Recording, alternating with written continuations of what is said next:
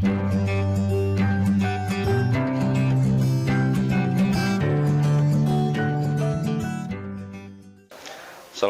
warahmatullahi wabarakatuh. Berjumpa lagi bersama Bapak. Kali ini di kelas 11, di bab 11, Bapak akan membahas tentang santun dan damai dalam berdakwah. Perlu adik-adik ketahui, pertama tentang khutbah. Bapak akan menjelaskan tentang khutbah. Khutbah berasal dari bahasa Arab, bentukan dari muhatabah yang berarti pembicaraan atau berasal dari kata al-khotobu yang berarti perkara besar yang dibicarakan. Syarat-syarat dua khutbah, yaitu khutbah disampaikan sesuai masuk waktu duhur. Yang kedua, berdiri jika mampu. Yang ketiga, duduk sebentar antara dua khutbah. Yang keempat, suara khotib harus jelas dan dapat didengar. Yang kelima, tertib. Selanjutnya, adik-adik juga harus memahami apa sih rukun khutbah. Rukun khutbah ada beberapa hal ataupun beberapa bagian. Yang pertama, rukun khutbah itu ada membaca hamdalah pada kedua khotib.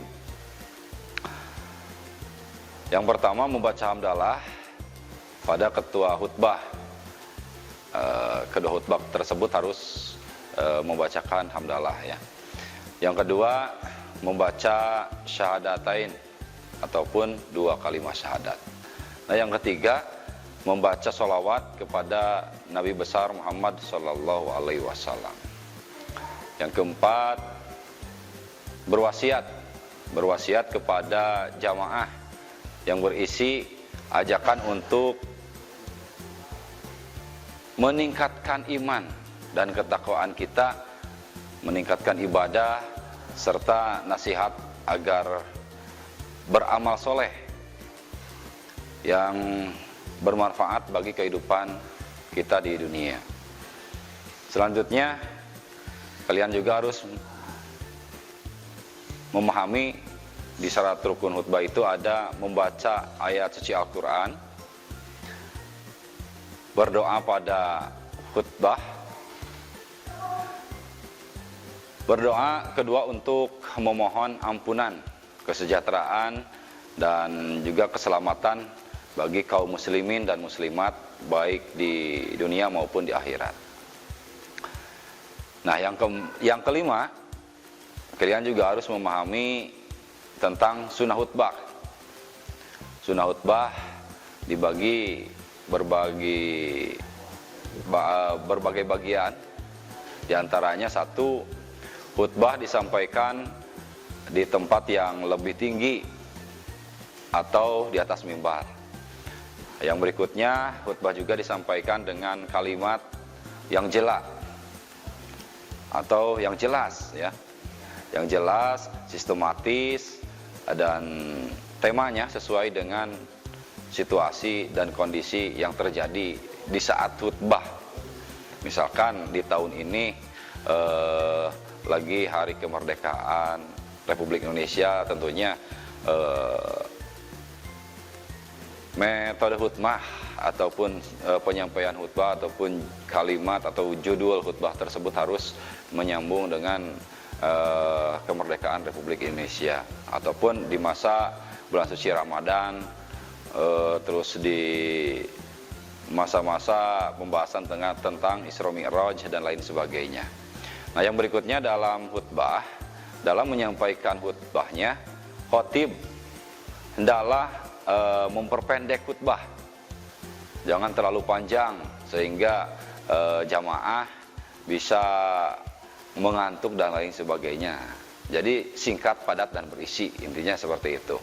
Selanjutnya, khotib juga disunatkan untuk membaca Quran surat Al-Ikhlas ketika duduk di antara dua khutbah. Dan yang selanjutnya, khotib hendaklah menertibkan rukun-rukun khutbah, yaitu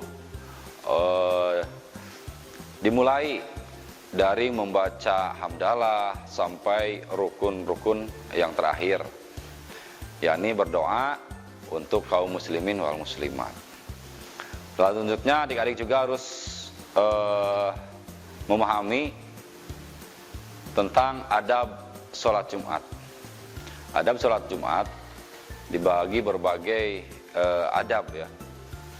Yang pertama, hendaklah berangkat ke masjid lebih awal, hindari datang ketika khatib sudah menyampaikan khutbahnya, karena salat Jumat Anda tidak dicatat oleh malaikat.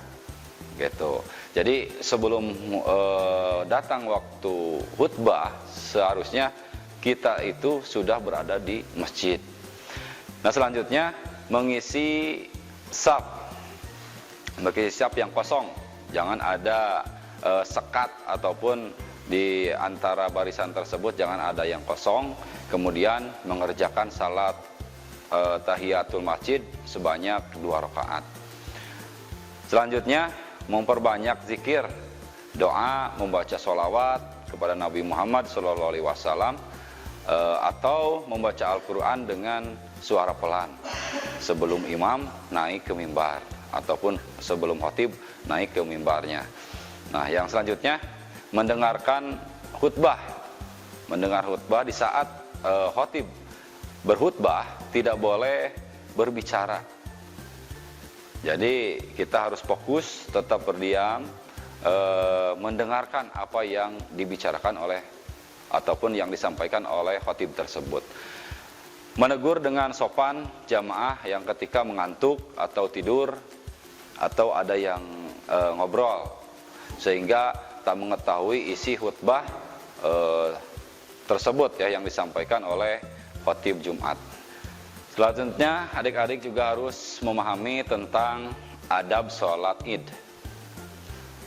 Nah, di dalam sholat Id yang pertama, waktu sholat Id dimulai dari matahari setinggi tombak sampai waktu zawal atau matahari bergeser ke arah barat. Nah, yang kedua, jika tidak ada halangan, tempat pelaksanaan salat lebih baik utama di tanah lapang atau tanah yang luas. Ya, itu jikalau misalkan di ruangan masjid atau masjidnya terlalu sempit, jamaah terlalu banyak, itu bisa dilakukan di tanah lapang atau di lapangan. Nah, yang seterusnya disunahkan mandi sebelum berangkat dan memakai pakaian terbaik. Dalam artian bukan terbaik itu bukan yang harus yang baru-baru, tapi pakaian bersih.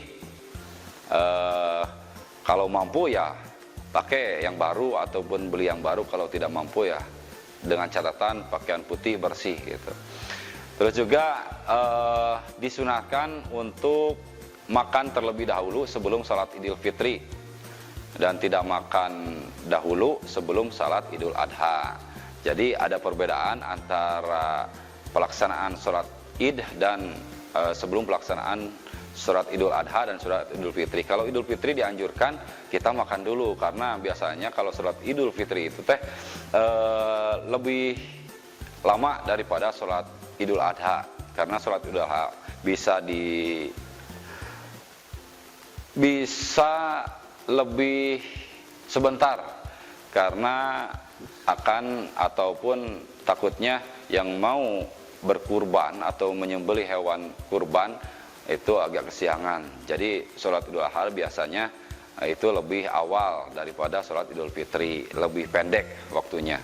Nah, selanjutnya memperbanyak bacaan takbir saat menuju tempat salat. Jadi setelah keluar dari rumah, kita sambil berjalan, kita sambil berzikir di dalam hati. Harusnya bagusnya seperti itu. Nah, selanjutnya adik-adik semuanya juga harus memahami praktek khutbah. Praktek khutbah yang pertama, khatib berdiri di mimbar sambil mengucapkan salam. Nah, yang kedua, duduk tatkala dikumandangkannya azan. Begitu muadzin adzan, berarti khutbah itu harus duduk. Nah, yang ketiga, selesai adzan khatib berdiri kembali membaca rangkaian rukun-rukun khutbah. Yang keempat, selanjutnya memberi wasiat dan hendaknya disesuaikan dengan situasi dan kondisi terkini saat memberikan materi atau wasiat. Hendaklah membaca Al-Quran, hadis, dan dasar-dasarnya untuk dalam menyampaikan khutbah tersebut. Terus penutup khutbah yang pertama maksudnya ya. Dan selanjutnya untuk adik-adik, kalian juga harus memahami tentang praktek khutbah yang kedua. Kalau tadi penutupnya udah sampai penutup yang pertama. Sekarang praktek khutbah yang kedua. Yang pertama, selesai khutbah pertama, khatib duduk sebentar lalu berdiri untuk khutbah kedua. Nah, dan dilanjut dengan si khatib boleh menyampaikan kesimpulan khutbah pertamanya. Yang ketiga, diakhiri dengan membaca doa. Dan yang empat, kalimat penutup khutbah kedua. Dan yang terakhir tentunya salam. Itulah tentang khutbah, penjelasan tentang khutbah. Dan yang kedua, tentang tabligh. Tabligh, yang pertama kalian harus tahu apa tabligh. Tabligh berasal dari kata balaga yubaligu tabligan, yang berarti menyampaikan. Atau menurut KBBI, tabligh adalah penyiaran ajaran agama Islam yang menyampaikan menurut istilah. Tabligh adalah suatu pekerjaan yang dilakukan untuk menyampaikan atau menyiarkan agama Islam kepada umatnya. Orang yang bertabligh disebut mubaligh. Nah, ada beberapa cara. Yang pertama, tata cara ataupun cara tabligh. Yang pertama, mengajak orang terdekat atau keluarga sendiri untuk masuk Islam. Jikalau ada kerabat, teman, keluarga, ataupun sahabat kita yang masih non-muslim, itu kita harus mengajak orang terdekat, diajak sama kita. Insya Allah itu masuk juga ke dalam tabligh tersebut, ya. Nah, yang kedua, mengajak tetangga masuk Islam dengan cara diam-diam. Dan yang ketiga, mengajak masuk Islam masyarakat luas atau masyarakat banyak secara terang-terangan setelah tersusun kekuatan dan dukungan. Jadi kalau misalkan mau tablighnya mengajak di halaman yang luas atau di masyarakat yang luas, kita harus siap resiko yang akan diterima oleh kita sebagai mubaligh. Nah, yang ketiga, adik-adik juga harus memahami tentang praktek bertabligh, ya. Apa itu praktek bertabligh? Yang pertama, tahapan persiapan. Tentunya harus disiapkan, siapkan materi tabligh yang sesuai dengan kebutuhan jamaah atau audiensi. Nah, biasanya kalau tabligh, kalau diundang ke acara tabligh akbar atau lain sebagainya, biasanya ada yang mau ngasih ataupun minta, pengen materinya pengen seperti ini gitu. Jadi kita harus menyiapkan materi terlebih dahulu. Nah, yang berikutnya, tahapan pelaksanaan. Di dalam tahap pelaksanaan bertabligh, sampaikanlah informasi yang jelas, singkat, padat, dengan bahasa yang sederhana, serta dapat dimengerti dengan menggunakan sarana penunjang yang memadai atau mendukung. Nah, yang selanjutnya, di tahap konsolidasi saat kita bertabligh, sebagai usaha pemantapan memahami materi tabligh dan agar tidak terjadi bias pemahaman atau salah pemahaman bagi jamaah atau audiensi, berikanlah semacam resume, kesimpulan atau pesan akhir sebelum mengakhiri kegiatan tabligh tersebut. Nah, adik-adik, selain tabligh, ada juga yang disebut dakwah. Kita bahas tentang dakwah. Dakwah, pengertian dakwah adalah menurut bahasa, berasal dari bahasa Arab, yaitu kata da'a. atau mempunyai arti memanggil atau menyeru dan mengajak orang-orang yang melakukan pekerjaan dakwah disebut da'i. Nah, kalau laki-laki dan da'iyah kalau perempuan. Menurut istilah, pengertian dakwah Islamiyah adalah mengajak orang lain untuk meyakini kebenaran ajaran Islam dan menjalankan syariatnya. Keberhasilan dakwah sangat ditentukan oleh amal dan akhlakul karimah yang dipantulkan dari setiap da'iyah. Menjadi hal yang aneh jika para da'i tidak mengamalkan apa yang disampaikan dan tidak satunya kata dengan perbuatan. Hal tersebut dijelaskan dalam firman Allah Subhanahu wa taala di dalam Quran surat As-Saff ayat 2 sampai 3. Adik-adik perlu diketahui yang kedua yaitu sasaran dan tujuan dakwah. Sasaran dan tujuan dakwah sejak zaman Rasulullah Sallallahu Alaihi Wasallam terdahulu sampai Rasulullah, maksudnya sejak zaman Rasul terdahulu dan sampai saat sekarang di zaman Rasulullah Sallallahu Alaihi Wasallam dan para penerusnya sampai akhir zaman nanti. Dakwah Islamiyah mempunyai sasaran mengubah perilaku manusia dari tidak baik menjadi baik, dari baik menjadi terbaik. Selain itu, sasaran lainnya adalah mengubah dan meluruskan perilaku yang menyimpang dari aturan Allah Subhanahu wa taala. Kembali ke jalannya sehingga derajat, harkat dan martabat manusia yang telah jatuh dapat terangkat kembali. Adik-adik, tujuan dakwah yang pertama beriman hanya kepada Allah Subhanahu wa taala atau dalam bahasa Arab tauhid. Yang kedua, menyembah hanya kepada Allah dalam artian ikhlas. Yang ketiga, sama sekali tidak menyekutukan Allah atau syirik.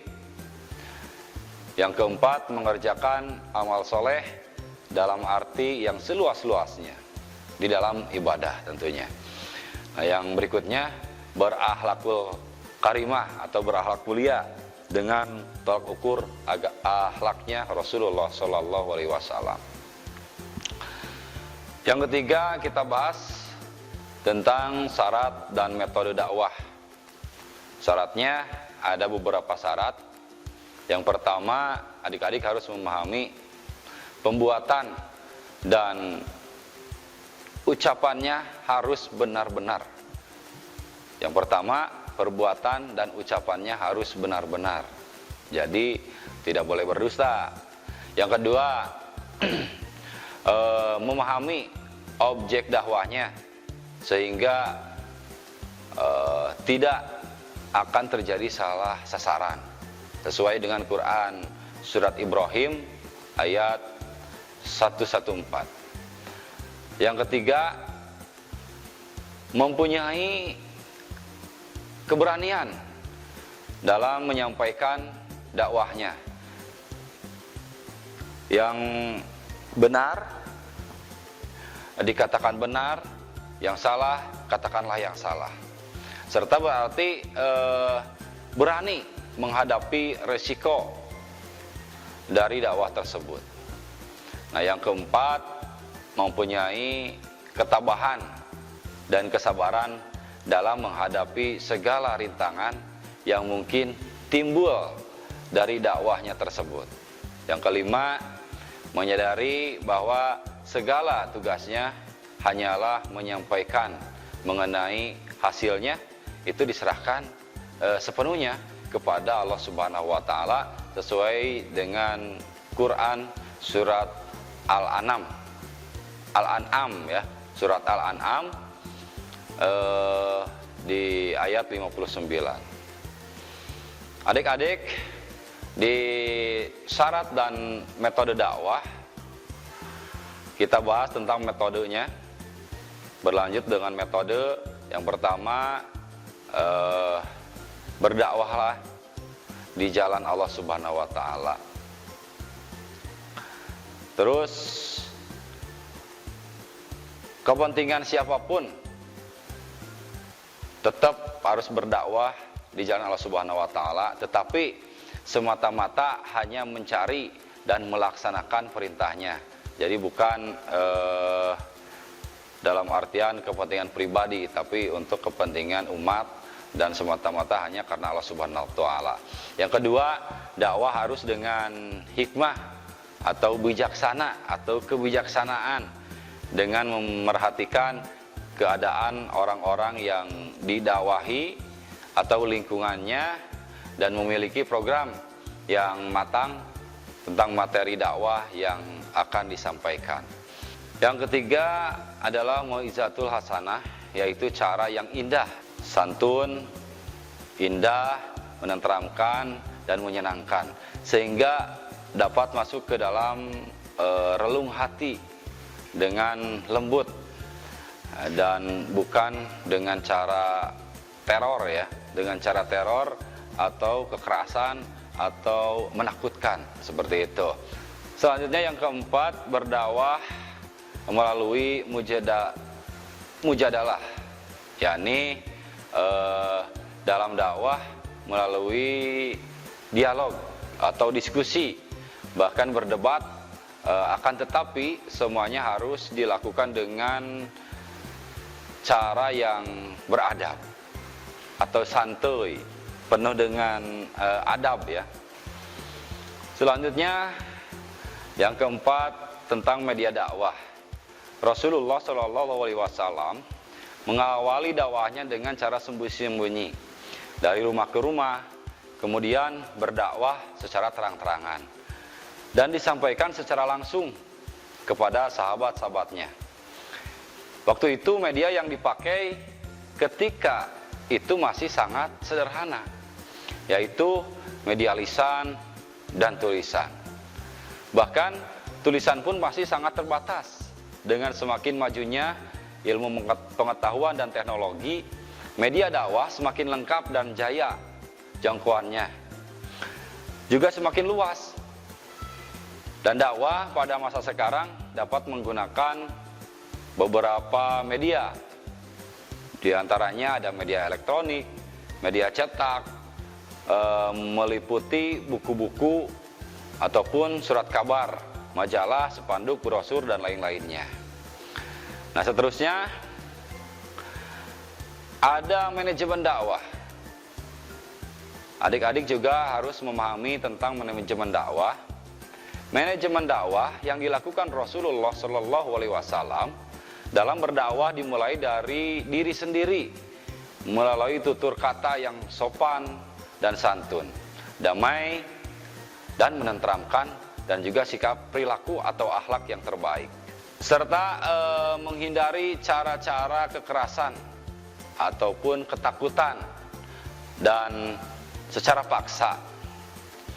Saat berdakwah, Rasulullah SAW menerapkan hal-hal sebagai beberapa berikut halnya. Adik-adik harus tahu cara penerapan Rasulullah di dalam berdakwah. Yang pertama, dengan cara lemah lembut dan juga menjalankan dakwah. Dalam menjalankan dakwah tersebut dengan cara bahasa yang lemah lembut. Yang kedua, bermusyawarah dalam segala urusan, termasuk urusan dakwah. Yang ketiga, menyampaikan dakwah sesuai dengan objek dakwah tersebut. Nah, yang keempat, dengan lapang dada dan selalu bersabar. Yang kelima, kebulatan tekad untuk berdakwah tersebut.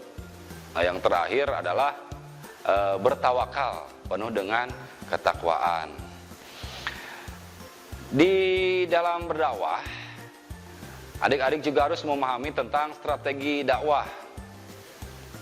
Strategi dakwah pada prinsipnya, dakwah itu dapat menggunakan strategi yang beraneka ragam sesuai objek dakwah. Berdakwah harus berpatokan pada Quran, surat, dan hadis. Adapun dakwah secara formal menggunakan aturan-aturan sebagai berikut. Yang pertama, strategi dakwah harus pembukaan, yaitu terdiri dari hamdalah dan juga sholawat kepada Nabi Muhammad SAW. Yang kedua, isi, yaitu terdiri dari maksud dan tujuan dakwah, sasaran dakwah, materi dakwah yang diambil dari Al-Quran dan Al-Hadis. Yang terakhir, penutup. Nah, selanjutnya untuk adik-adik yang masih belajar, kalian juga harus memahami apa itu persamaan dan perbedaan khutbah dan dakwah. Khutbah dan dakwah persamaannya, satu, sama-sama mengajak manusia untuk bertakwa kepada Allah Subhanahu wa taala. Yang kedua, keduanya mengajak manusia untuk menjalankan syariat agama Islam.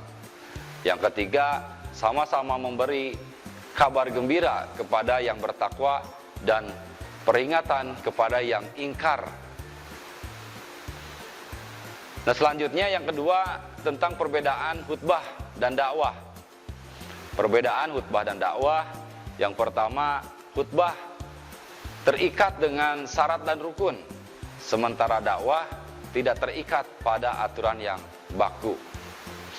Nah, yang kedua, khutbah tempatnya di masjid atau di tempat lain yang memungkinkan dilaksanakan sholat Jumat atau di lapangan seperti salat Id. Sedangkan dakwah dapat dilakukan di mana saja. Yang ketiga, khutbah Jumat hanya wajib untuk kaum laki-laki saja, sementara dakwah untuk kaum laki-laki dan perempuan dan siapa saja orang muslim. Yang keempat, media khutbah terbatas pada mimbar dan sound system. Itu sementara. Dakwah dapat menggunakan media apa saja. Yang terakhir, khutbah yang berkhutbah dan berkaitan dengan salat harus dalam keadaan suci dari hadis dan najis. Sementara juru dakwah tidak, tapi lebih baik bagus jika juru dakwah dengan berada dalam keadaan suci. Itu. Nah, itulah penjelasan tentang dakwah dan ataupun tabligh ya. Untuk adik-adik cukup sekian dari Bapak. Mudah-mudahan di bab ini bisa dipahami. Dan tugas untuk adik-adik, silakan carilah persoalan-persoalan yang kurang memahami dengan dakwah, apa permasalahannya. Akhirul kalam, mohon maaf apabila banyak kesalahan dan kekhilafan. Billahi taufiq wal hidayah. Wassalamualaikum warahmatullahi wabarakatuh. Kunjungi sosial media lainnya seperti website kami di pkbmalfatah.com, Facebook PKB Malfatah Manunjaya, Instagram PKB Malfatah Official. Dan terima kasih telah klik video ini. Jangan lupa like, comment, share, dan subscribe untuk menunjukkan dukungan kamu terhadap channel ini. Enjoy the video PKB Malfatah.